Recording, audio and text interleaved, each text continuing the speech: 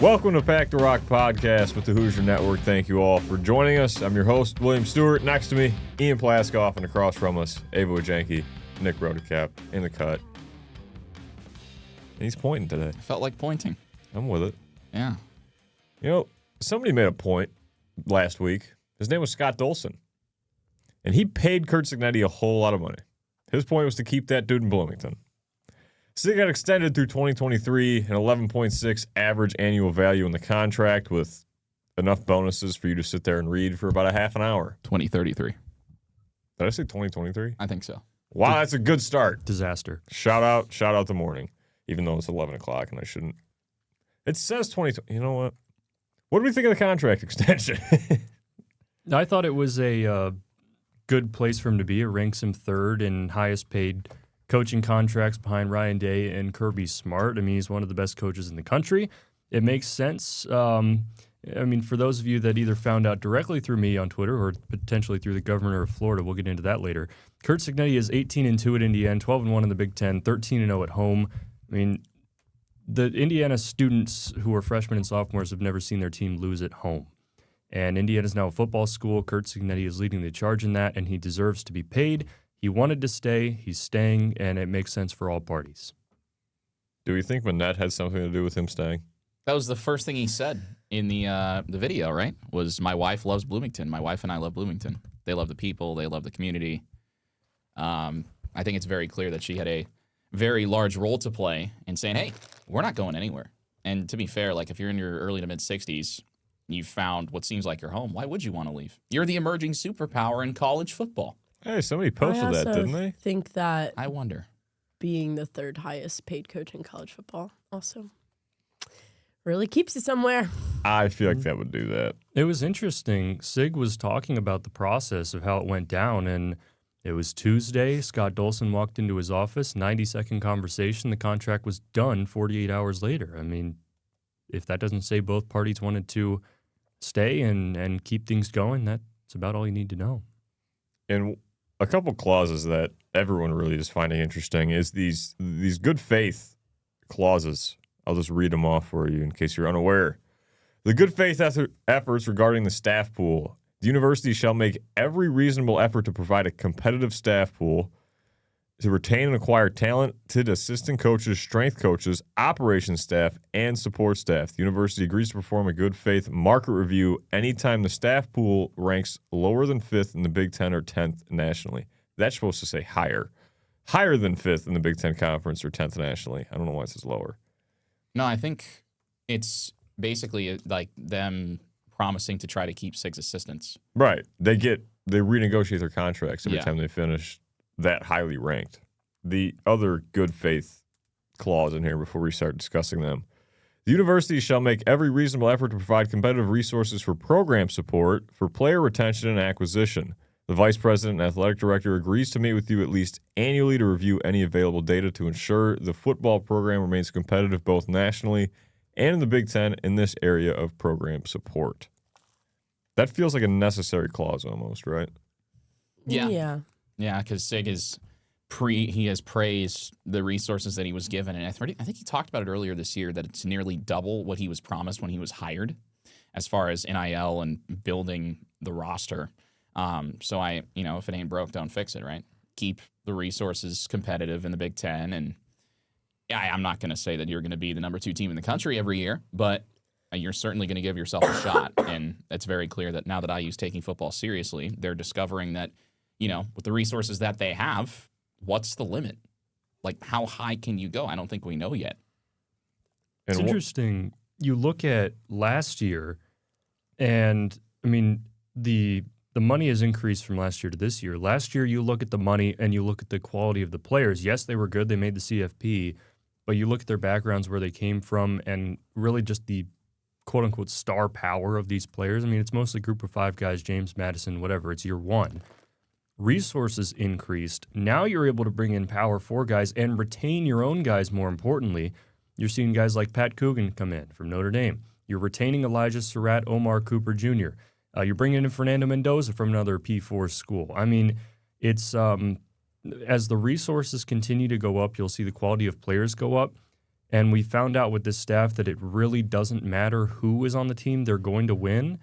But if you have these high-quality players that come from big programs or even the highly rated high school guys that command a lot of money, that can take this team up to another level. And there's one more clause that I thought was very interesting. I'm looking for it, but I don't know the specifics language of it.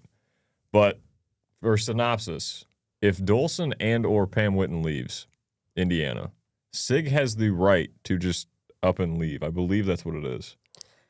I don't know if it's up and leave, but I think there's something like money-wise, like it makes it easier for him. His to buyout up gets and cut in leave. half. Yeah, That's Osterman tweeted it yesterday. I was gonna say I buyout. don't think he can just like leave, but I think his buyout gets like cut in half. It's reduced by 50%. Which is That's what really interesting to put in there, and I think that tells you how much like he values their support of him.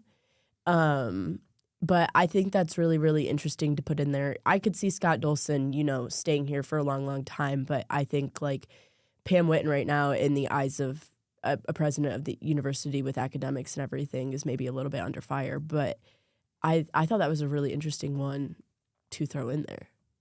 Yeah, it shows commitment to the university for sure. Mm-hmm. It's also Signetti talks about alignment every week and how everybody needs to be aligned, from the coaches to the players to the support staff, university, higher powers, all the way down to like managers and everybody, social team. Everybody has to be on the same page. And that page is established with Signetti, Dolson, and Whitten at the top, and everything underneath falls under their commands. So if those three get broken up, that disrupts the alignment, and when the alignment gets disrupted, that's when Sig becomes unhappy. Well, you know what else was aligned? Was the football team against Michigan State on Saturday, the 35-13 win. Second season in a row, Indiana has started 7-0. It's a program first. They keep the old brass platoon in Bloomington, which I would say the fellas had a little bit of fun with. It was used accordingly by the student section.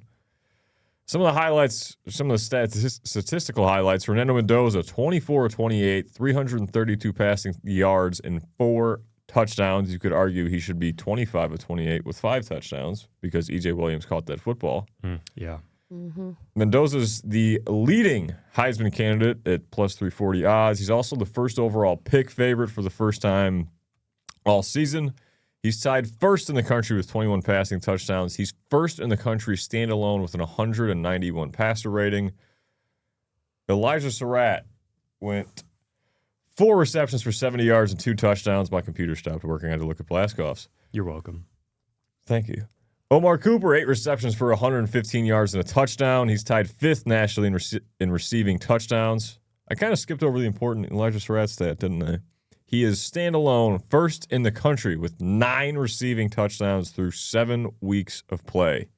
Indiana rushing had an all-right day on the ground, 28 carries for 132 yards and a touchdown, highlighted by Kaylon Black, who was 10 of 64 with a touchdown. The defense continued to dominate with 4 sacks, 9 tackles for loss. They're 3rd in the nation with 26 sacks, 4th in the nation in points per game allowed at 11.5, 7th in the nation in yards per game allowed, right around 250. I don't really think people understand the magnitude of what Elijah Surratt has done in his college career. And he was a 0-star recruit, went to the FCS level, and here he is. He is a contender for the Biletnikoff Award. You could argue he's in first place for that contention. But Elijah Surratt has a reception in every college game he's ever played. That's 45, leads the FBS. He's the active FBS leader in career touchdown receptions with 38. More than 80% of his catches this year are for first downs or touchdowns.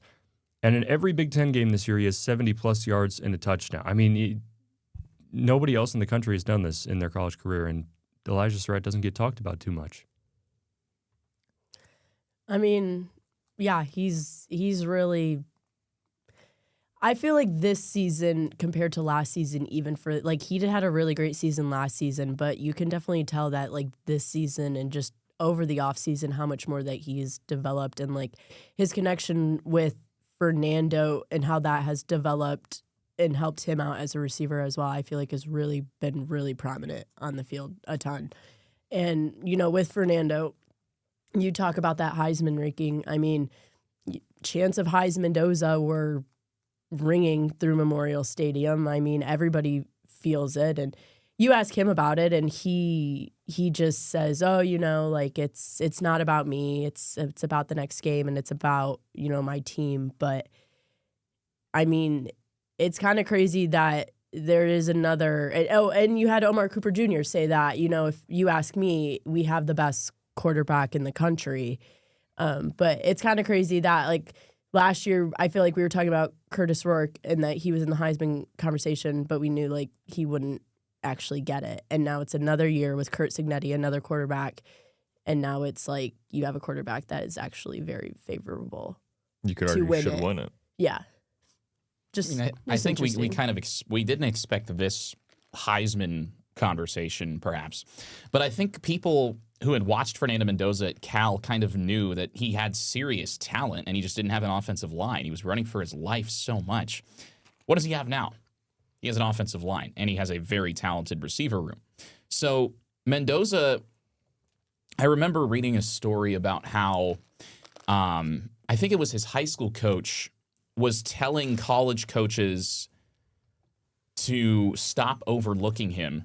And then earlier this year, he was getting calls and saying, wow, we really missed on this guy, from the same college coaches that missed on him in high school. And initially, it's kind of funny. He was committed to Yale. And then he flipped to Cal because they had a better football program. And now he's a Heisman frontrunner. And a lot of people comparing him to Jared Goff, because he's a 6'5" quarterback coming out of Cal. And a lot of people saying that he talks a little bit like Tom Brady, which is interesting.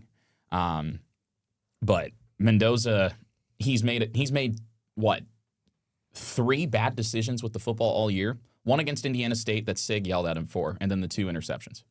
But outside of that, I mean, his decision-making, his timing, at least from my eye test, from covering every game, from watching every game, has been nearly perfect. Yeah. And he makes it look so effortless. And that's the thing that's, I mean, obviously Michigan State secondary is not very good. But some of the throws he made against Michigan State were just, wow. I haven't seen somebody do this at Indiana, at least for as long as I can remember. I was looking back at those throws. One to Elijah Surratt on the far side pylon on the front side of the end zone. And then the other one, the seam shot to Omar Cooper Jr. I'm like, all right, Fernando Mendoza hasn't really thrown the ball deep too much this year, but let's see how he's done. Fernando Mendoza has thrown or attempted 9 passes that are of targets of 25-plus yards. He's 5 of 9, 3 touchdowns. 2 of those came against Michigan State. And of the 4 incompletions, Elijah Surratt tripped on one against Illinois. Omar Cooper Jr. dropped a beautiful ball on a potential touchdown against Old Dominion.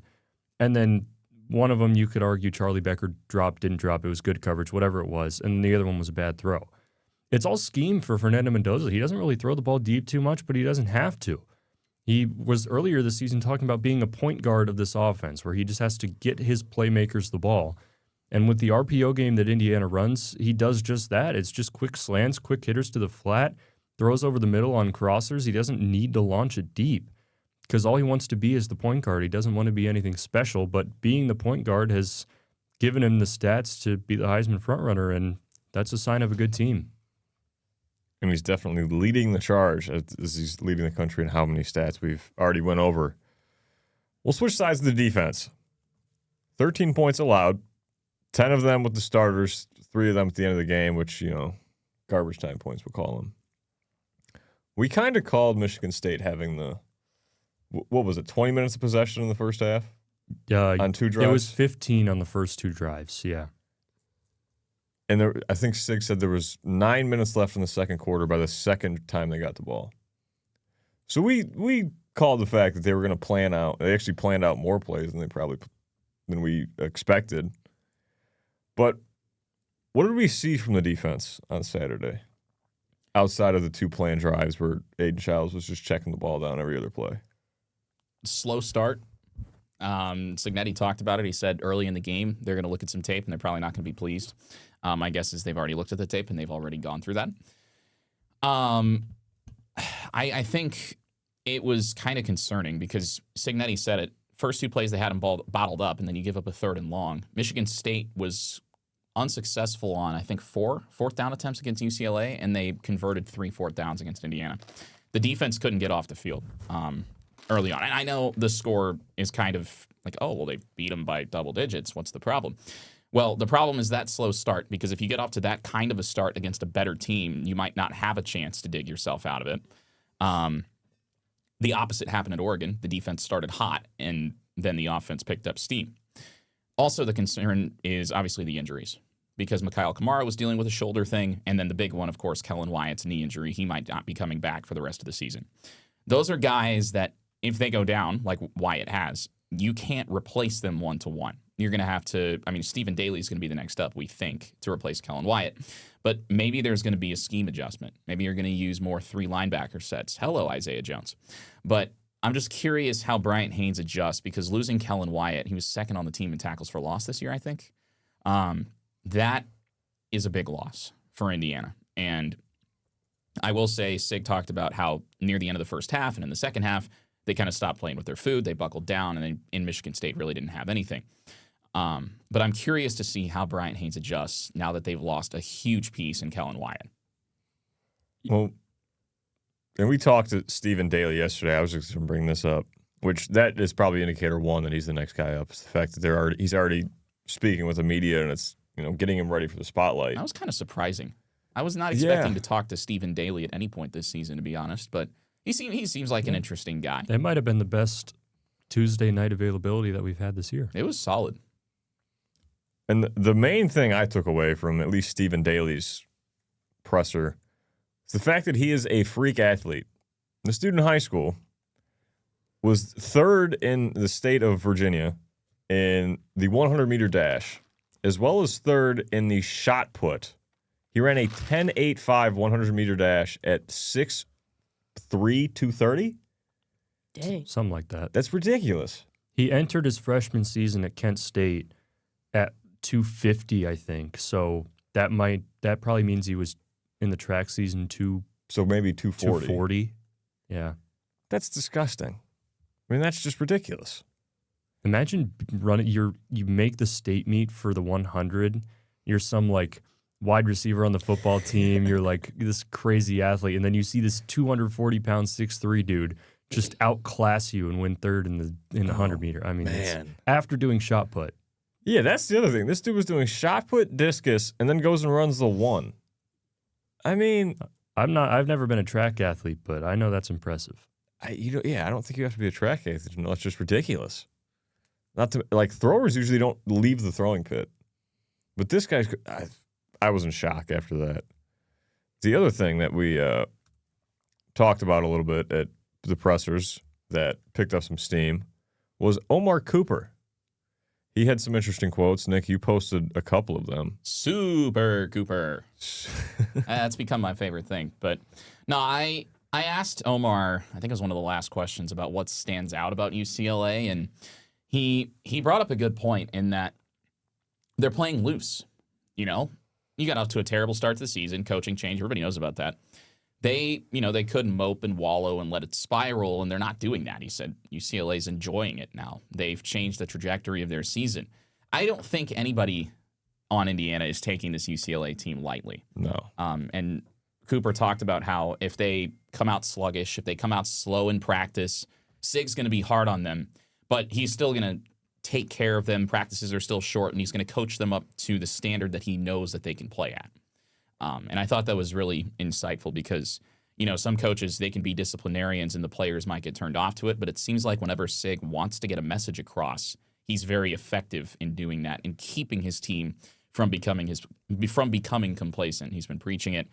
UCLA is a 3-0 football team since they underwent the coaching change. The win against Penn State, very impressive at the time. And then they just haven't lost. Winning is hard in college football. And I think Sig has made it very clear. Omar Cooper made it very clear. Nobody is taking this UCLA team lightly, and they shouldn't. Yeah, Carter Smith was saying they haven't even watched, at least he hadn't watched, any game or any play from before the coaching change. So anything that happened in the non-con for UCLA, anything before the coaching change, they're treating it as a different team. and the threat of the blonde-haired phenom Jerry Neuheisel is looming. Who is notably not the head coach. He's not the head coach, no, but UCLA socials have acted as if he is the head coach. Well, I think he's been a vocal, from what I understand, he's been a vocal leader in the UCLA locker room for years as an assistant, and the players like it, and obviously the coaching staff approves. And if they've obviously rallied around him. Mm-hmm. So, again, if it ain't broke, don't fix it. He used to be the quarterback there. Exactly, yeah. Well, notably, his father was also a legendary head coach and a quarterback there at UCLA. You might know Rick Neuheisel. That name rings a bell. Might be familiar. Yeah. Before we actually get into the UCLA preview and really dive into the headlines, Plaskoff touched on a little bit earlier. Oh, God. The future governor of Florida is sitting in this room. No. No, I am not the future governor of Florida. If play-by-play doesn't work out, you got a nice backup plan. No, I would not want to live in Florida ever. No. What's wrong with Florida? Hurricanes? That's fair. Not my crowd. I did touch on this earlier, but if you got it. The most niche tweet in IU sports media history, or interaction, I should say. I tweeted what I said earlier. Curt Cignetti's record is now 137-37. It's 100 more wins than losses. It felt significant, so I put it out, along with the more fine-tuned stats of his Indiana record, Big Ten record, home record. And it did well. It had 150,000 views, and then I get a notification at Ron DeSantis has quote tweeted your tweet. I'm like, all right, there's no way that that's the real one because there are so many, gag accounts, fake accounts on Twitter. I open it up, and sure enough, it's the 2.8 million follower Ron DeSantis. So this tweet is now at 677,000 views. Note those two first numbers of that number as well. Oh my God, the second. Oh wait, actually, right now it's at 6767 views. No. Look at that. That's wild. That is wild. It was written in the stars. 6767. Thank you to Ron DeSantis for getting this tweet up to 6767 views. Ron DeSanctimonious. With the like number starting at 6 and the comment number starting at 7 as well. Yeah, so this is a Hall of Fame tweet in IU sports media. The IU Burnerverse found its way back to Ron DeSantis' tweet and brought it back into the Burnerverse, and I thought that was funny too. Now I walk around the media school here, and everybody calls me Ron DeSantis, so that's fun. Or Governor Plaskoff. And the Curt Cignetti effect. The Curt Cignetti effect has somehow brought Ron DeSantis into my Twitter. And a lot of government officials have probably seen now that I exist. So they're going to bring Plaskoff to DC. Plaskoff, if you could get let's be real. If this play-by-play stuff don't work out, you could find yourself in DC. Plaskoff to DC. You probably could get some connections in if you wanted to. The best part about it was I had my highlights up from my radio broadcast of Indiana, Michigan State. I had that as my pinned tweet. And I didn't expect it to get a lot of numbers, and it didn't. It had like 200 views at the time before Ron DeSantis quote tweeted me. And now with all the profile views that have come onto my account and it being the pinned tweet, it's now up to 1,000 views. So somebody hire me so I don't have to go to DC, please. Open to work. Yeah, open to work, not in DC. I feel like putting open to work on your LinkedIn makes you less likely to get hired. Yeah. I will say, Nick, we're going to be about 30 minutes from D.C. in about a week and a half. So I should clarify, federal officials, it's to broadcast a football game. Yes. I need to clarify that. What, do you want to watch list? No. But, just saying, we're going to be near D.C. I mean, in this day and age, I don't know, man. No, it's all shut down now. It's student radio. It's student radio. So if you guys want to... Maybe they'll tune in and listen to you guys. They should. I will DM Ron DeSantis. Maybe you just... There you go. Maybe you've just unlocked a whole new audience, and it's... Government. Washington, D.C. United States government. Your student media can never. Maybe we could get some more travel funds from... Yeah, we'll take some federal funds. It's not like they're spending them on the government right now.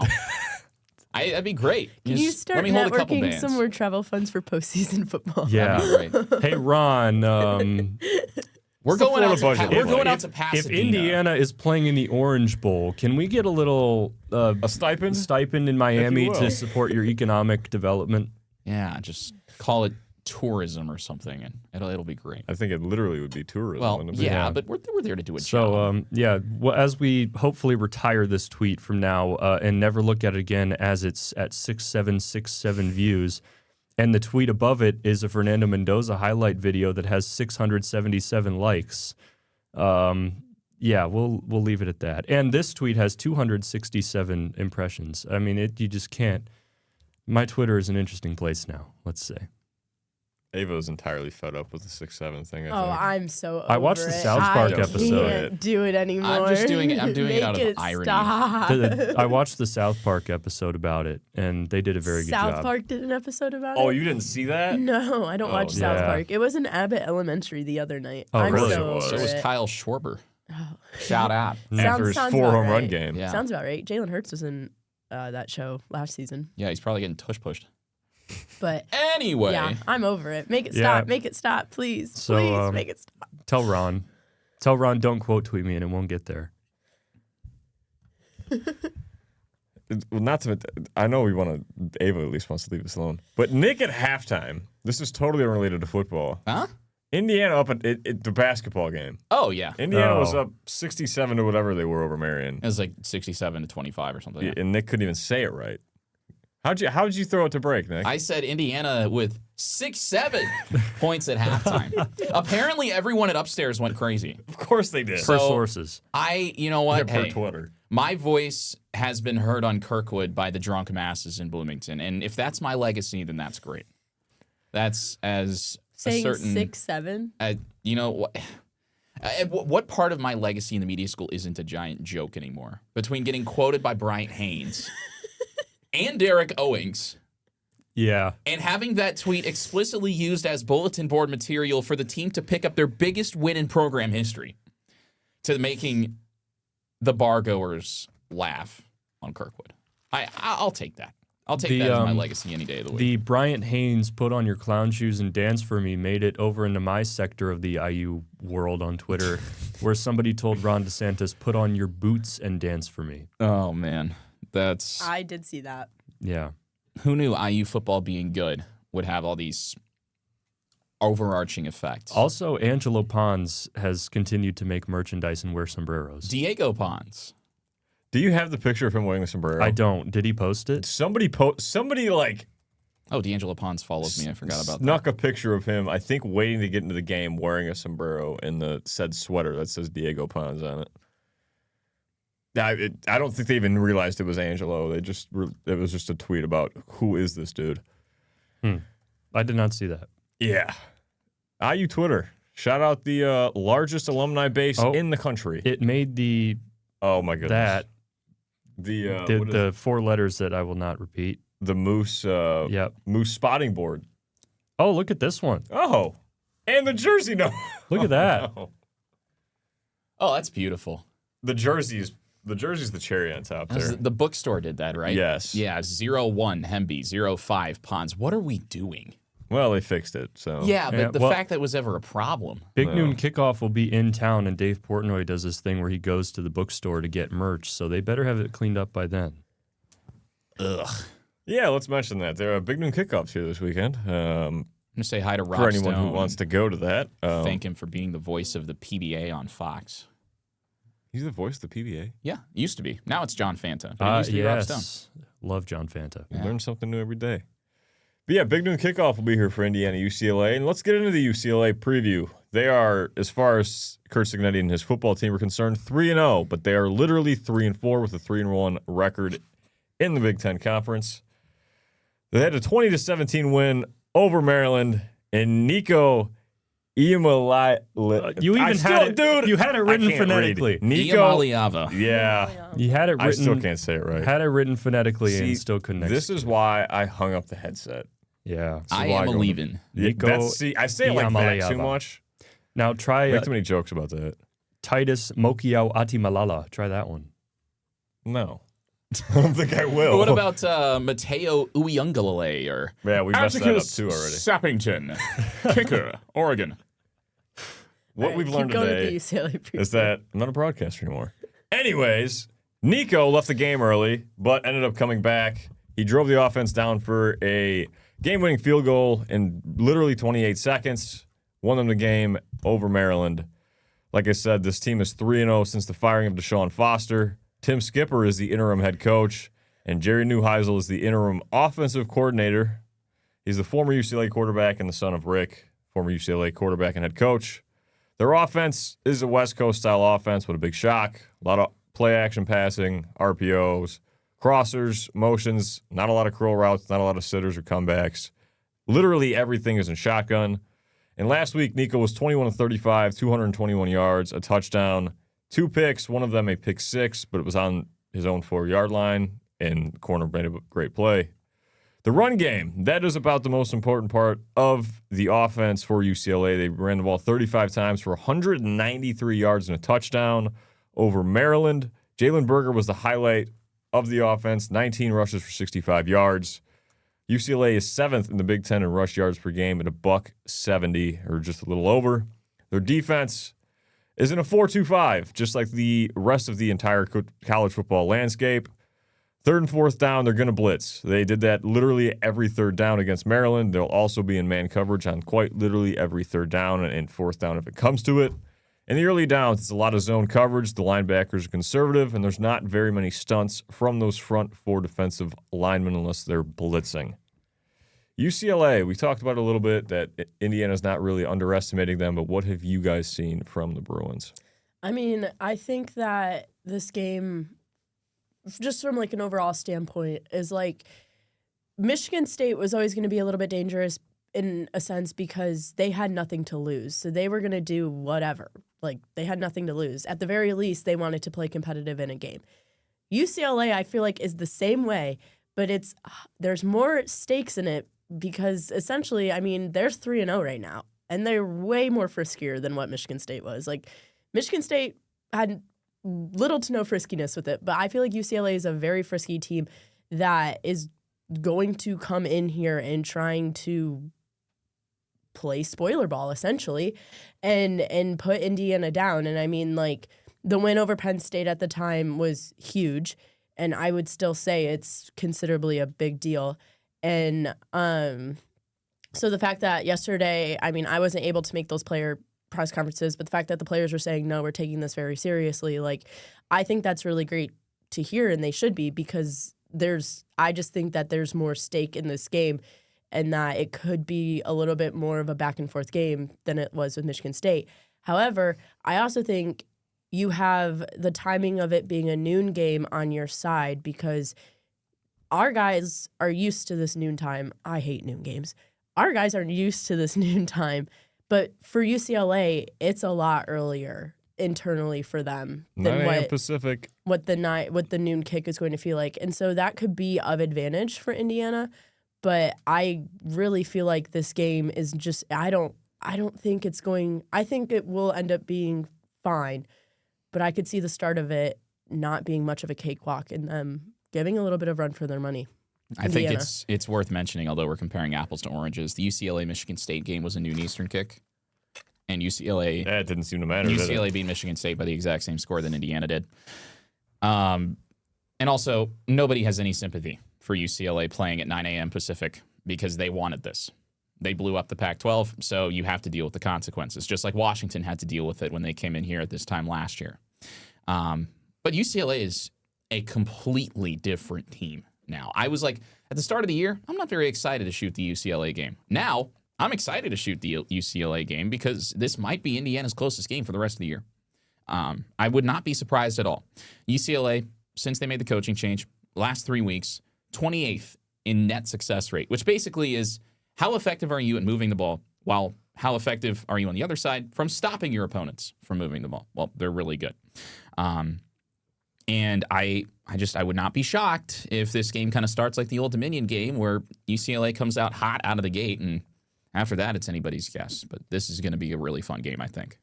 On the ESPN analytics page, Indiana is favored to win at a mark of 96.3%.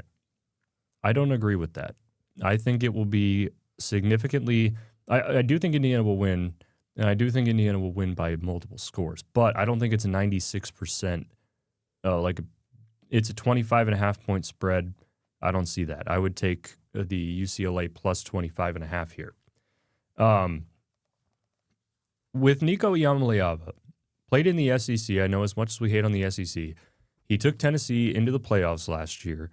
They got boat raced by Ohio State. They did. But then he comes into the Big Ten, struggles under Deshaun Foster, but let's be fair, probably most quarterbacks would. And since the coaching change, he's been one of the better quarterbacks in the Big Ten. You have to keep an eye on his legs. You have to keep an eye on the deep ball, the underneaths, play action. The style of play is interesting. Neuheisel also throws in these unique things where he motions his running backs over with his quarterback to take the snap. Unique kind of formation shifts and all these wonky looking plays that work. This is not your typical standard Big Ten football team. This is UCLA still plays with the West Coast offense, and it's something that Indiana has not seen much of or seen at all this year. So I think UCLA will put up a fight. I think they'll be the first team to score multiple touchdowns against Indiana since week 1, where Old Dominion did it. But I do think Indiana will win. Multiple offensive touchdowns. Yeah, multiple offensive touchdowns. Yeah. I do think Indiana will win by a couple scores, but I do think it'll be close. Also, I just found out that Henry Hasselbeck is on the roster here as a backup or third-string quarterback. I played travel baseball with him growing up, so that's pretty cool. It's Matt Hasselbeck's son. What? Yeah. Well, yeah, Matt Hasselbeck spent a little bit of time in Indy. Yeah, I played travel ball with Henry. Small world. That's the second college football connection we've had from Little League Baseball in this room. Nick, didn't you play with somebody? I've got one. Keyshawn Pipkin. He was on Northern Illinois last year when they upset Notre Dame. He and I played travel baseball together. I homered off of him. Wow. Yeah. I played middle school baseball with Winston Berglund, who's a linebacker Husky at Purdue. So. Yeah. A lot of random connections in this room, eh? Keyshawn Pipkin now at UT Martin. Oh. Yeah. Yeah, the Warhawks. Yeah. Or Skyhawks, the Skyhawks. And also played with Peter Doobie, who just committed here for baseball. That's, I think, what I was thinking of. Played at Brown for 3 years, and he's transferring to IU as a pitcher, which, who knows, man? Who knows what IU baseball is going to be? Fortunately, that's not relevant at the moment because it's the middle of October. Yeah, they've rarely been relevant anyway. Well, Indiana football, they play at noon on Saturday against UCLA, and you can't compare it to last year because it's a totally different team. It's a 3-0 football team as far as we're all concerned. And now to everyone's favorite segment, the record prediction update. In first place for the last, 5 weeks, 6 weeks? Ava Wegenke, 8 points. She got there. Winner. Still winner. It's anybody's game, though. I'm nervous. I feel the ground is uneven. It's getting shaky. Well, whoever picked 10 on the Michigan State game for the Michigan State score had a bad beat, and I believe that was me. I was almost a three-pointer there, but I digress. Late field goal. The ground feels shaky, but nonetheless. And the guy who's still on the screen, Ian Plaskoff, is in second, 7 points, along with myself. And bringing up the rear, per usual anymore, Nick Rodecap, 5 points. Nick is unbothered at this point. Yeah, if I make a miracle run, it'll be fine. But I'm not going to lose any sleep over it. We're a game over halfway through the season. There is plenty of time left. And only separated by 3 points. All I need is one good week, and I'm back in this. One bucket. Keep gambling. That's the lesson here. Keep gambling. No money is involved in this competition. No, we are not. 0. We are not betting. A trophy, though, maybe. And this is not gambling advice, just so we're clear. I'm glad we got the disclaimers out of the way. Hey, my lawyer told me. I got to say it. Your lawyer, Thomas Crow. Resident lawyer IU 2B. School. Yeah, I'm kind of the guinea pig. He's like, this might work, it might not. Shout out T. Crow, man. All right, Plaskoff. Oh, me first again? Yeah, what do you got? What, do you want me to go somewhere else? I can go. I'll set the tone. No, Ava will go first. I don't like that. I don't like that confidence. Okay. Ava's going first now. My score prediction is 31-14 Indiana. Rodecap. Plaskoff, I told you in the comments, UCLA by 4. 28-24 Bruins. You think UCLA wins? I am happy to be proven wrong. I said this before Illinois and Oregon. He does this a He's lot. got nothing to lose. I said this before Illinois and Oregon. I predicted both Illinois and Oregon would win. I said I'm happy to be proven wrong, and I'm doing it again. I would not be surprised if UCLA wins this game. Bruins 28, Hoosiers 24. All right, Plaskoff, you want to follow that up? All right. Well, my first prediction is that it will be very enjoyable to hear Gus Johnson say, Iamaleava completes it to Mokiao Atimalala. You think he's going to be able to say that? I don't think he's going to be able to say it. He couldn't say Atticus Nico Sappington. Titus. Yeah. Yeah. He couldn't say Atticus Sappington. I think UCLA will be the first team since Old Dominion to score 2 offensive touchdowns, and I think it will be 35-20 Indiana. Yeah, I don't think Nico I still can't say it. Maleava. Ava. There we go. Maleava. Yay! Look at that. Yeah. Maybe I can read. Good on you. Yeah, I don't think Nico's going to win this game for UCLA. I don't think the Bruins are going to win this game. I'm going to take Indiana at a cool 35-21. Just straight touchdowns. So 1 point more than me. Straight tutties. Just straight tutties, though. All right. Well, there you go for our record predictions, and that'll be all from us this week. Thank you all for joining us again. To my left, Ian Plaskoff. Across from us, Ava Wegenke, Nick Rodecap, and I'm William Stewart.